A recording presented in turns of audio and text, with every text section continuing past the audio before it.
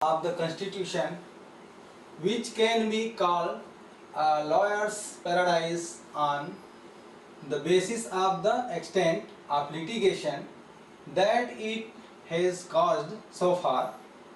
It is the chapter which embodies fundamental rights.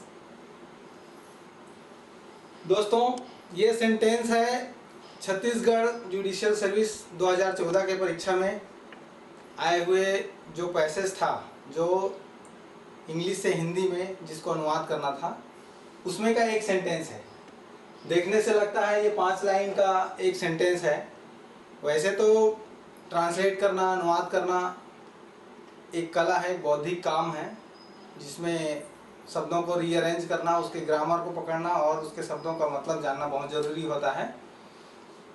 तो ये जो ट्रांसलेशन है, ट्रांसलेशन का 2 पार्ट आता है, एक इंग्लिश टू हिंदी और हिंदी टू इंग्लिश करने के लिए, और दोनों ही 10-10 मार्क के होते हैं। इसमें छत्तीसगढ़ ही नहीं, आपका उत्तराखंड हो गया, झारखंड हो गया, बिहार हो गया, मध्य प्रदेश हो गया, इन सभी जगह में सिविल जज का जो एग्ज़ाम होता है उसमें जो मुख्य परीक्षा होती है उसका एक बहुत अभिन्न अंग होता है। और ये जो 20 नंबर होता है किसी भी कैंडिडेट के सिलेक्शन के लिए बहुत मायने रखता है। इसीलिए ट्रांसलेशन जो है आपको बहुत बारीकी से आना चाहिए और बहुत अच्छे से आना चाहिए, ताकि आप इसमें बहुत अच्छा स्कोर कर सकें। और मैं राजेंद्र कुमार आप लोगों के लिए लेके आया हूँ ट्रांसलेशन का एक अनोखा और अद्भुत तरीका, जो मैं आपको अपने 15 साल के इस कैरियर, ट्रांसलेशन यानी अनुवाद के जो काम है मेरा 15 साल का, इसके अनुभव से जो मैं ज्ञान सीखा हूँ उसको आप लोगों तक पहुँचाने के लिए मेरी ये कोशिश है। और मुझे उम्मीद है कि आप लोगों का जो तैयारी है उसको बेहतर बनाने के लिए ये बहुत उपयोगी होगा, बहुत काम का होगा। तो चलिए ज़्यादा देर ना करते हुए शुरू करते हैं आज की इस क्लास को। और ट्रांसलेशन, जैसे कि ये इतना लंबा चौड़ा सेंटेंस दिख रहा है, शुरू में थोड़ा कैंडिडेट्स को वो करने के लिए दिया जाता है कि इसकी पकड़ कितनी है, समझ कितनी है। तो लंबा सेंटेंस देख के घबराना नहीं है, बस शांति से एक बार पहले पढ़ना है और पढ़ के फिर क्या करना है, जो पूरा सेंटेंस है उसको छोटे छोटे वाक्यों में, छोटे छोटे टेंस में इसको डिवाइड करना है। फिर देखिए कैसे एकदम से आसान हो जाता है आपके लिए ट्रांसलेशन। तो शुरू करते हैं। इसको हम कितने भागों में डिवाइड कर सकते हैं? वैसे तो ये बहुत बड़ा सेंटेंस दिख रहा है, तो इसको हम इस प्रकार से डिवाइड कर लेंगे। If there is any part of the constitution, ये आपका एक पार्ट हो जाएगा, ठीक है, ट्रांसलेशन के लिए 1 पार्ट हो जाएगा। दूसरा आपका पार्ट है which can be called a lawyers paradise, ये दूसरा आपका वाक्य हो जाएगा। और तीसरा हो जाएगा on the basis of the extent of litigation that it has caused so far, ये हो गया आपका तीसरा पार्ट। और इसका जो चौथा पार्ट है वो है it is the chapter which embodies fundamental rights.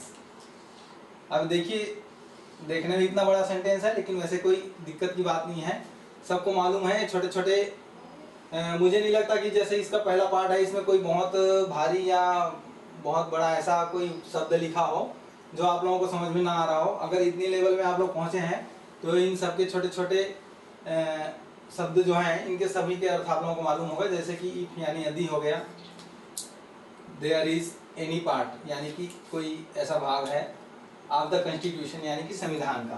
तो सिंपल सा इसका एक बन जाएगा वाक्य, यदि, इफ के लिए होगा यदि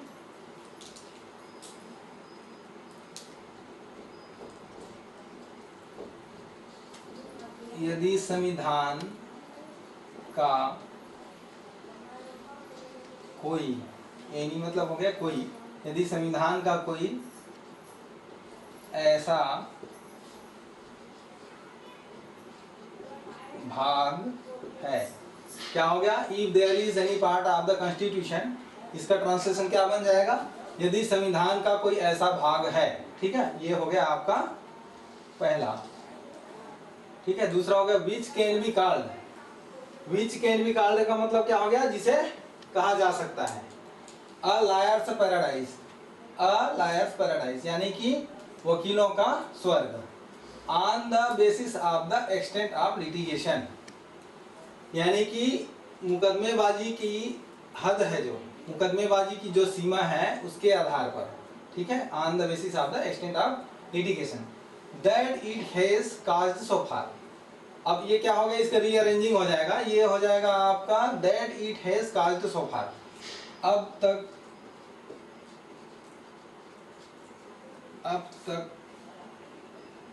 के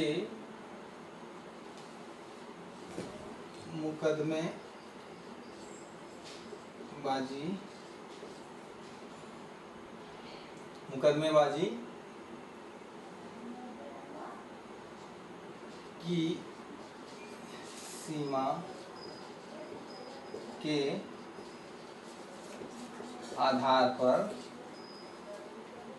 की सीमा के आधार पर इसे वकीलों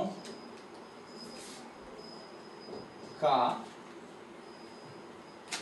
पैराडाइज यानी कि स्वर्ग, वकीलों का स्वर्ग, और विच कैन बी कॉल्ड, स्वर्ग कहा जा सकता है। यदि संविधान का कोई ऐसा भाग है जो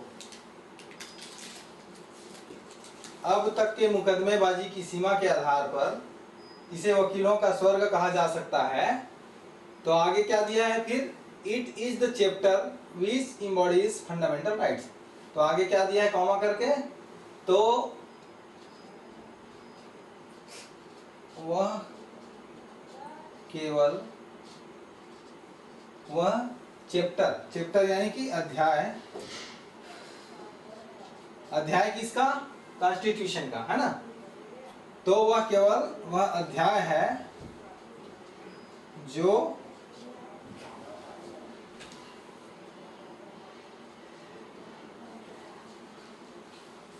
मौलिक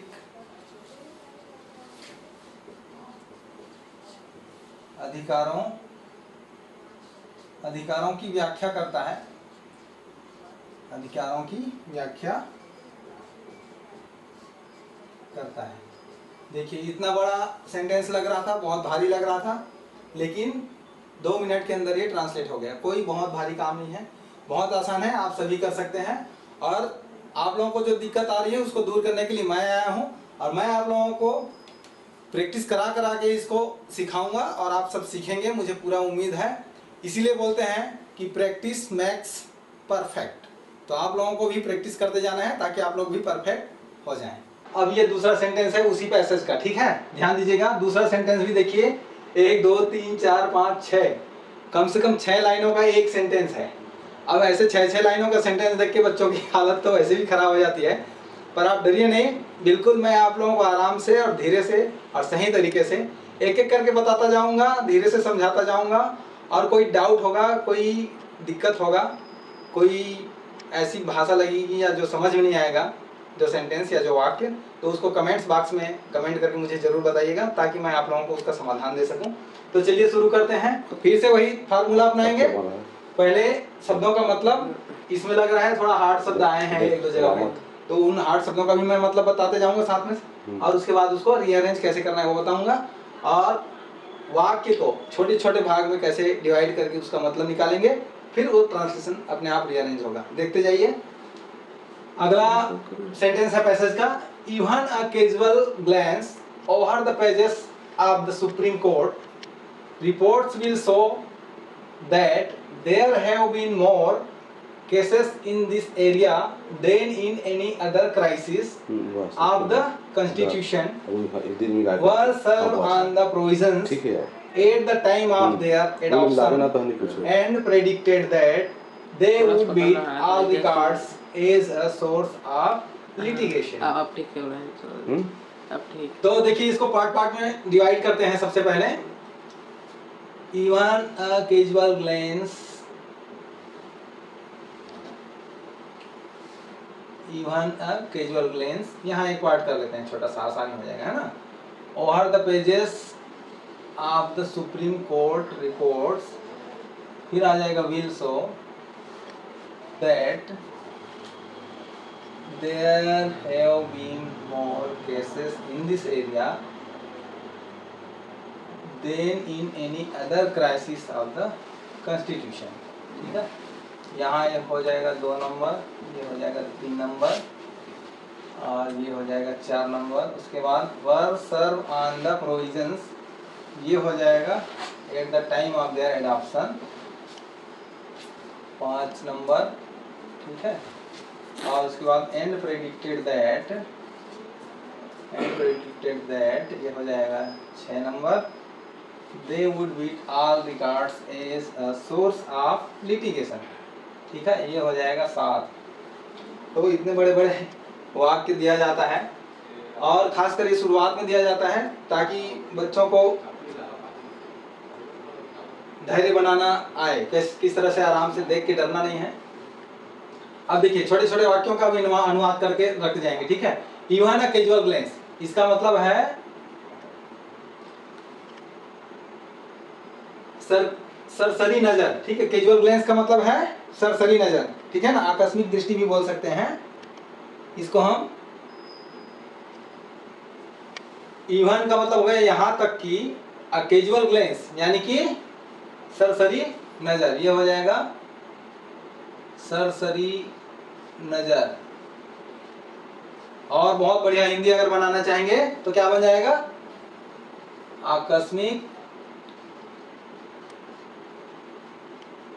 आकस्मिक दृष्टि। ठीक है, इवन अ कैजुअल ग्लेंस, यहाँ तक कि, इवन ए का मतलब हो गया यहाँ तक कि, और कैजुअल ग्लेंस सामान्य भाषा में इसको सरसरी नजर बोल देते हैं, लेकिन बहुत अच्छा अगर हिंदी में इसको लिखना चाहेंगे तो इसको हम आकस्मिक दृष्टि बोल सकते हैं। ठीक है, तो ये हो गया यहाँ तक कि आकस्मिक दृष्टि। ठीक है, over the pages of the supreme court reports, over the pages of the supreme court report, यानी कि सुप्रीम कोर्ट सर्वोच्च न्यायालय का जो रिपोर्ट है उसके पन्नों पर। ठीक है, पेजेस यानी पन्नों पर, over the pages of the supreme court report, सर्वोच्च न्यायालय की जो रिपोर्ट है उसके पन्नों पर आकस्मिक दृष्टि डालने से। ठीक है, अब ये ट्रांसलेशन क्या बन गया, यहाँ तक का ट्रांसलेशन बन गया, यहाँ तक कि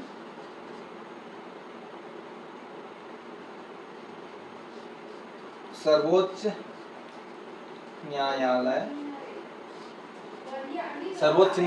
के रिपोर्ट के पन्नों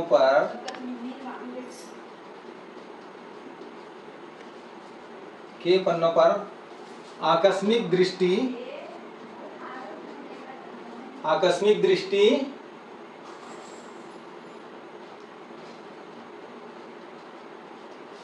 डालने से, यहाँ तक कि सर्वोच्च न्यायालय के रिपोर्ट के पन्नों पर आकस्मिक दृष्टि डालने से। ठीक है, यहाँ तक हो गया डालने से। अब आगे क्या है, इसको और छोटा हम कर सकते हैं, विल सो दैट, इसको और एक छोटा पार्ट में हम डिवाइड कर सकते हैं। क्या, विल सो दैट, दृष्टि डालने से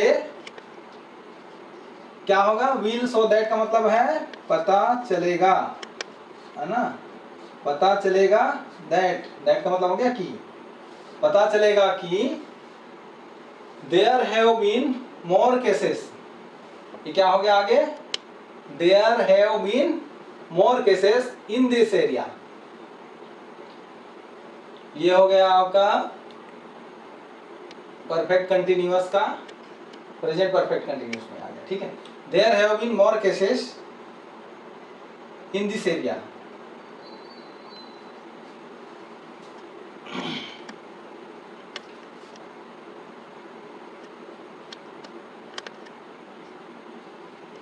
इस क्षेत्र में,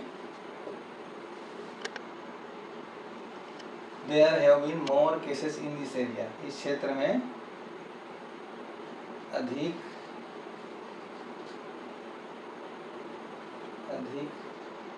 केसेस का क्या हो जाएगा, मामले हैं, इस क्षेत्र में अधिक मामले हैं,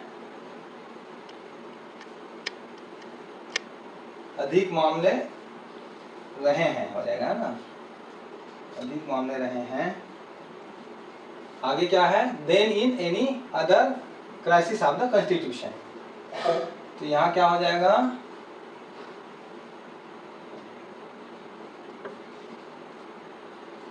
संविधान के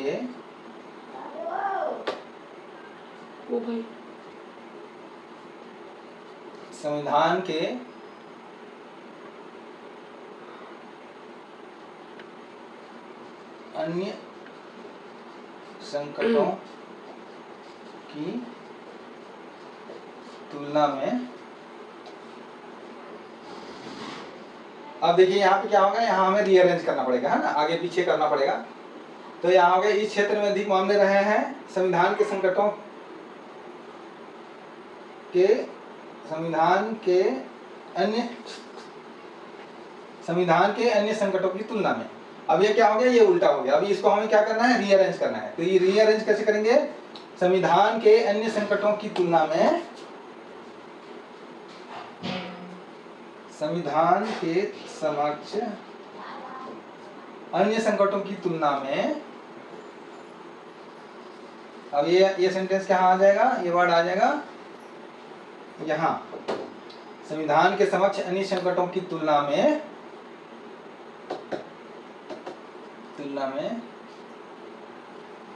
इस क्षेत्र में किसकी बात कर रहे हैं, वो मौलिक अधिकार की बात कर रहे हैं, है ना। अन्य संकटों की तुलना में इस क्षेत्र में अधिक मामले रहे हैं। अब यहाँ से देखो, यहाँ से फिर एक रीअरेंजिंग होगा। कहाँ पे, अगला वर्ड जो आ रहा है, अगला sentence, were serve on the provisions at the time of their adoption. ठीक है, तो यहाँ तक क्या आ जाएगा, प्रोविजंस मतलब हो जाएगा प्रावधान, प्रावधानों को, eight the time of their adoption. इसका मतलब है, एडॉप्शन का मतलब हो जाएगा अंगीकार। क्या हो जाएगा, अंगीकार, या हम स्वीकार भी बोल सकते हैं। ठीक है, अंगीकार या स्वीकार, eight the time of their adoption, यानी अंगीकार या स्वीकार करने के समय। ठीक है, तो यहाँ आ जाएगा, संविधान के समक्ष अन्य संकटों की तुलना में इस क्षेत्र में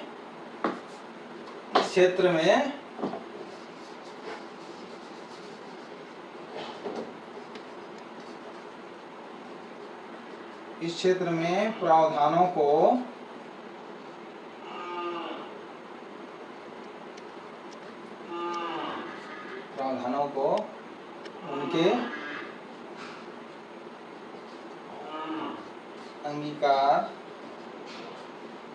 को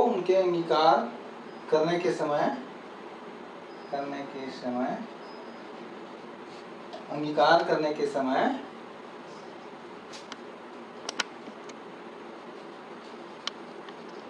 अधिक मामले रहे हैं। ठीक है, तो क्या हो गया, यहाँ तक कि सर्वोच्च न्यायालय के रिपोर्ट के पन्नों पर आकस्मिक दृष्टि डालने से यह पता चलेगा कि, यह भी आ जाएगा, है, यह पता चलेगा कि संविधान के समक्ष अन्य संकटों की तुलना में इस क्षेत्र में प्रावधानों को उनके अंगीकार करने के समय अधिक मामले रहे हैं। यानी कि जब उनको प्रावधानों को लागू कर रहे थे, स्वीकार कर रहे थे संविधान में लाने के लिए, तो उस टाइम में वो मामले ज्यादा आए हैं, उनको स्वीकार करने के टाइम में। अब आगे आ जाते हैं, देखते हैं आगे क्या बोल रहा है।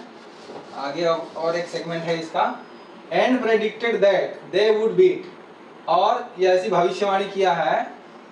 प्रेडिक्टेड मतलब क्या है, पूर्व कथन भी बोल सकते हैं, भविष्यवाणी भी बोल सकते हैं, है ना। पूर्व कथन, इसका मतलब क्या हो गया, प्रेडिक्टेड मतलब पूर्व कथन, दैट दे वुड बीट, यानी कि वह सभी रिकॉर्ड्स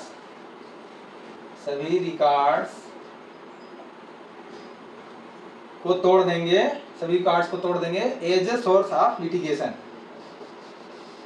यानी कि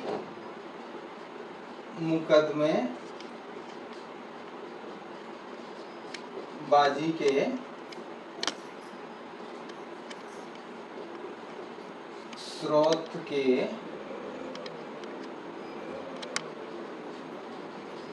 सभी रिकॉर्ड को बीट कर देंगे, है ना। क्या कर देंगे?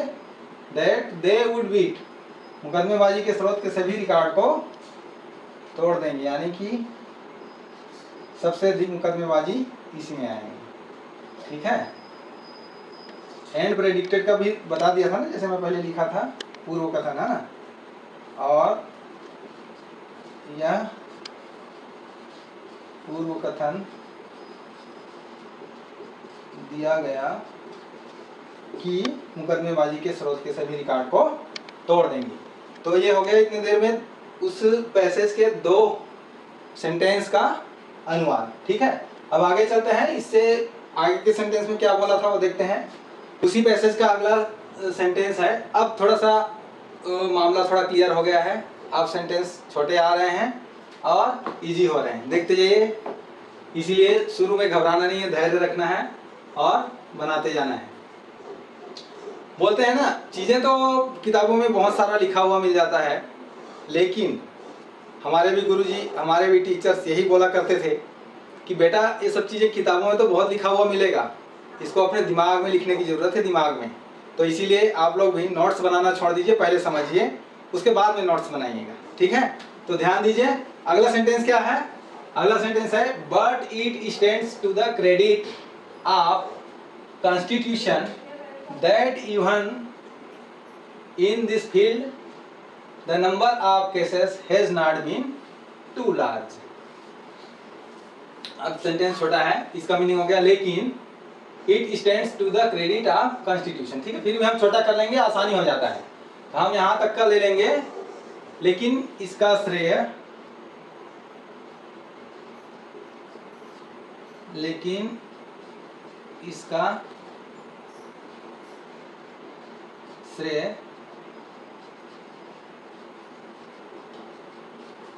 संविधान को जाता है। दैट का मतलब हो गया कि, इसका श्रेय संविधान को जाता है कि इस क्षेत्र में भी that even in this field, कि इस क्षेत्र में भी the number of cases has not been too large, इस क्षेत्र में भी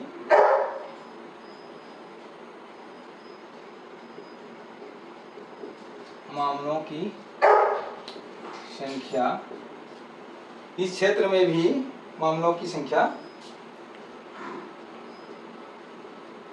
बहुत अधिक नहीं रही है, लेकिन इसका श्रेय संविधान को जाता है। But it stands to the credit of constitution. Credit of constitution का मतलब क्या है?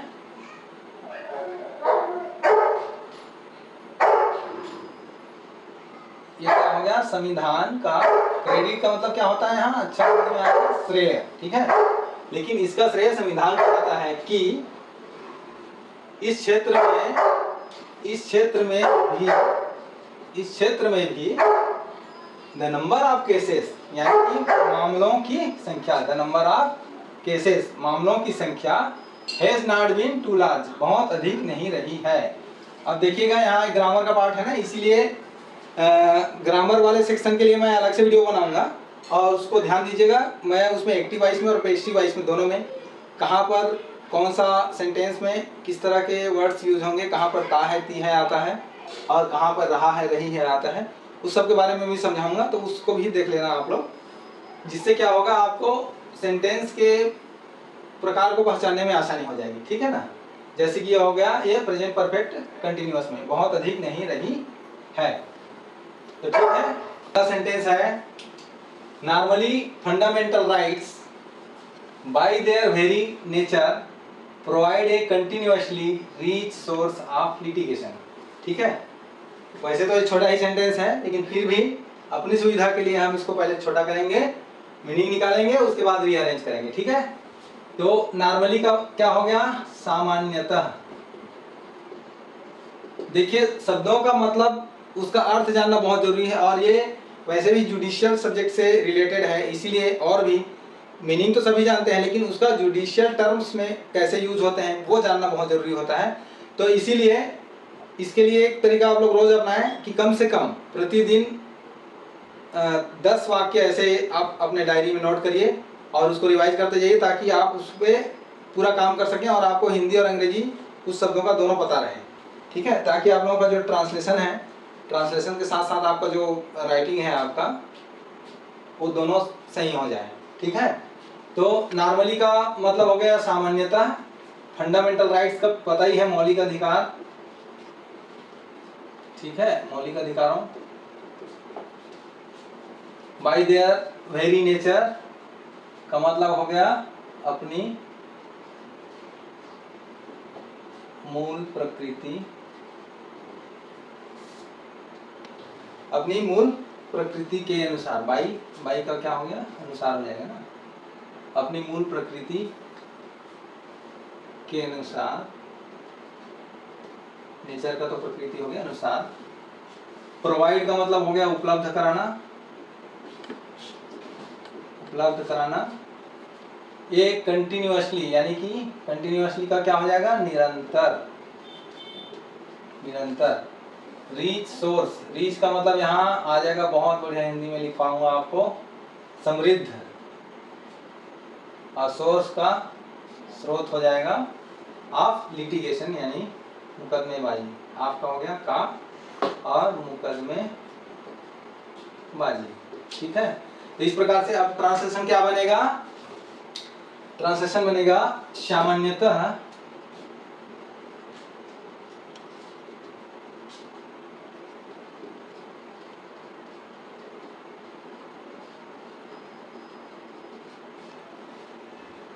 सामान्यतः मौलिक अधिकार अपनी मूल प्रकृति के अनुसार, अपनी मूल प्रकृति के अनुसार, मूल प्रकृति के अनुसार यानी कि bye there very nature, provide a continuously reach source of litigation. ठीक है, अब यहाँ रीअरेंजिंग करेंगे, रीच सोर्स ऑफ लिटिगेशन, मुकदमेबाजी का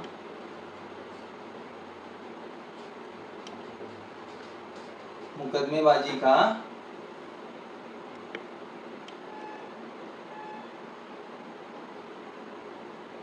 मुकदमेबाजी का स्रोत, समृद्ध स्रोत, मुकदमेबाजी का समृद्ध स्रोत। प्रोवाइड ए निरंतर, मुकदमेबाजी का समृद्ध स्रोत, निरंतर,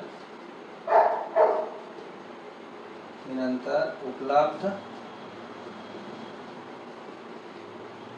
कराते हैं ना। ये सिंपल प्रेजेंट हो गया ना। Provide a continuously reach source of litigation, सामान्यतः मौलिक अधिकार अपनी मूल प्रकृति के अनुसार, सामान्यतः मौलिक अधिकार अपनी मूल प्रकृति के अनुसार मुकदमेबाजी का समृद्ध स्रोत निरंतर उपलब्ध कराते हैं। The conflict between man and the state is a perennial problem. ठीक है, तो इसका अनुवाद क्या हो जाएगा, आप लोग कर रहे हैं अपने मन में अनुवाद, नहीं कर रहे हैं कोई बात नहीं, मैं कहता हूं। The conflict between man and the state, man and the state, यानी कि यहां से आ जाएगा मनुष्य और स्टेट का हो जाएगा राज्य, है ना, जुडिशियल में राज्य। द कॉन्फ्लिक्ट यानी कि क्या हो जाएगा, संघर्ष, बिटवीन का मतलब के बीच। ठीक है, इज अ पेरेनियल प्रॉब्लम। देखिए पेरेनियल का 3-4 मीनिंग है, इसलिए मैं आप लोगों को बता रहा हूँ। पेरेनियल का एक तो हो गया चिरस्थायी, ठीक है, एक 12मासी भी बोलते हैं, जैसे कोई फसल वगैरह के लिए हो तो इसको 12मासी भी बोलते हैं। ठीक है, और स्थायी भी बोलते हैं। चिरस्थायी, स्थायी, बारहमासी, और एक है सदाबहार। सदाबहार भी, ठीक है। अब इन चारों में से जो वर्ड आप लोग को सुटेबल लगे उसको रखना है इसमें, ठीक है। और प्रॉब्लम का मतलब तो आप लोग जानते ही हैं क्या होता है, समस्या, ठीक है। तो अब ट्रांसलेशन क्या बन जाएगा, मनुष्य, यहां से शुरू होगा, ठीक है ना। मनुष्य और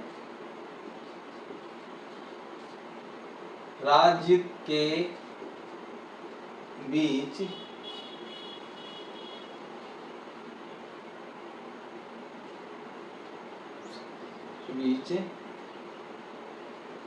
संघर्ष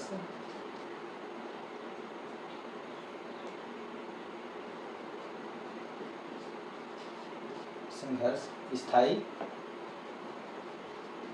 समस्या है। अब तो आसान हो गया, अब छोटे छोटे वाक्य आने लगे हैं और आसान भी होने लगा है ना। शुरू में थोड़ा सा बहुत भारी भरकम सा दे दिया था उन्होंने, हालांकि इतना कठिन शब्द नहीं थे, लेकिन रीअरेंजिंग करने में और उसका मतलब निकालने में थोड़ा समय लग जाता है उसमें। The conflict between man and the state, मनुष्य और राज्य के बीच संघर्ष, ठीक है, इज अ पेरेनियल प्रॉब्लम। बीच संघर्ष यहाँ आ जाएगा एक, क्योंकि संघर्ष के बारे में बोल रहा है, तो संघर्ष एक स्थायी समस्या है, ठीक। Constitution that guarantees fundamental rights and makes the judiciary its protector makes also an invitation to litigation, ठीक है। अगला वाक्य है 3 लाइन का है, आसानी से हो जाएगा, कोई दिक्कत नहीं है। एक सच का हो गया सॉरी, एक सच का हो गया, जैसे छोटे छोटे पार्ट में हम इसको डिवाइड कर दे रहे हैं, 1 2 3 और ये 4, ठीक है। ए सच का हो गया, जैसे एनी कॉन्स्टिट्यूशन, कोई संविधान, दैट गारंटीज फंडामेंटल राइट्स, जो फंडामेंटल राइट्स का तो आप लोगों को पता ही है, मौलिक अधिकारों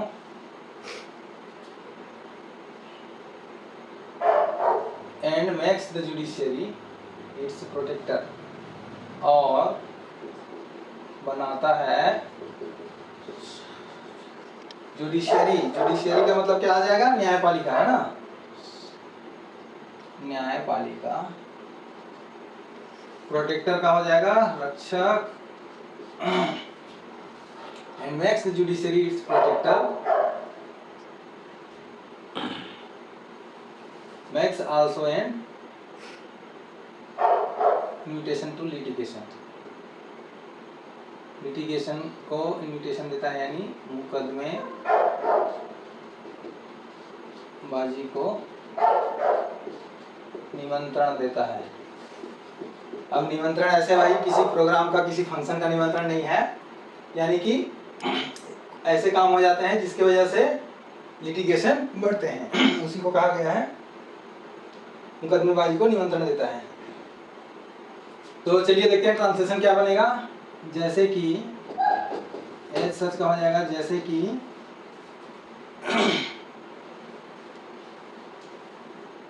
जैसे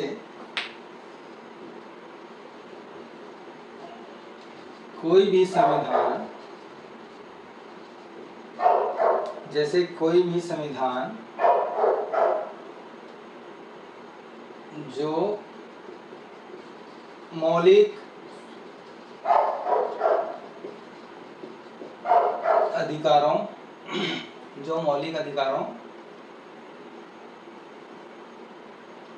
की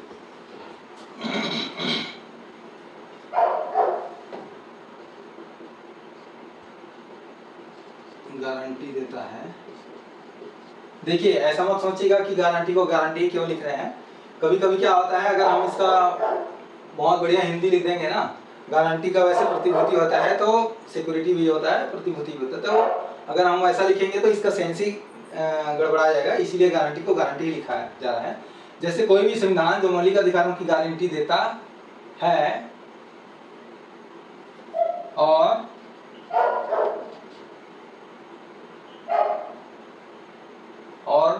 न्यायपालिका को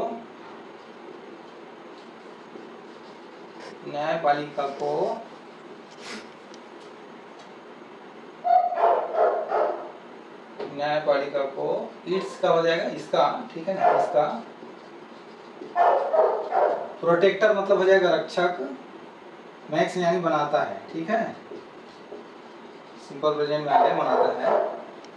और न्यायपालिका को इसका रक्षक बनाता है, वह भी यहाँ पे देखो साइलेंस था यहाँ पे, ठीक है, makes also an invitation to litigation, वह भी मुकदमे बाजी को, लिटिगेशन को निमंत्रण देता है। हो गया ना आसान?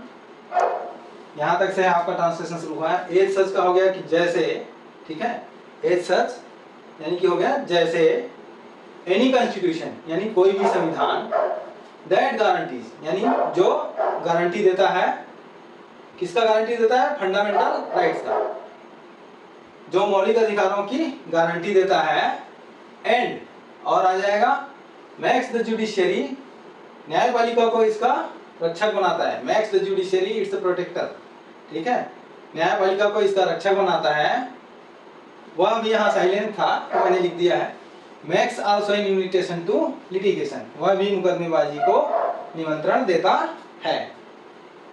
उम्मीद है कि आप सभी को ये ट्रांसलेशन समझ में आया होगा, और इसी तरह से धीरे धीरे ट्रांसलेट करते हुए आप लोगों को भी जो हम रीअरेंज करते हैं उसकी कला आ जाएगी ना, तो आप अपना बेस्ट कर पाएंगे, ठीक है। थोड़ा क्लास शुरू किया था आप लोगों ने भी, तो हो सकता है कहीं पर उबाऊ लगा हो, तो मैं और कोशिश करूंगा कि आप लोगों के लिए बहुत इंटरेस्टेड, रुचिपूर्ण तरीके से आप लोगों को समझाऊं, जो आप लोगों को समझ में आए और आप लोगों को पढ़ने में मजा आए। तो ठीक है दोस्तों, अगर मेरा ये ट्रांसलेशन आप लोगों को समझ में आया हो तो आप मुझे और मेरे इस वीडियो को लाइक करें, शेयर करें, सब्सक्राइब करें।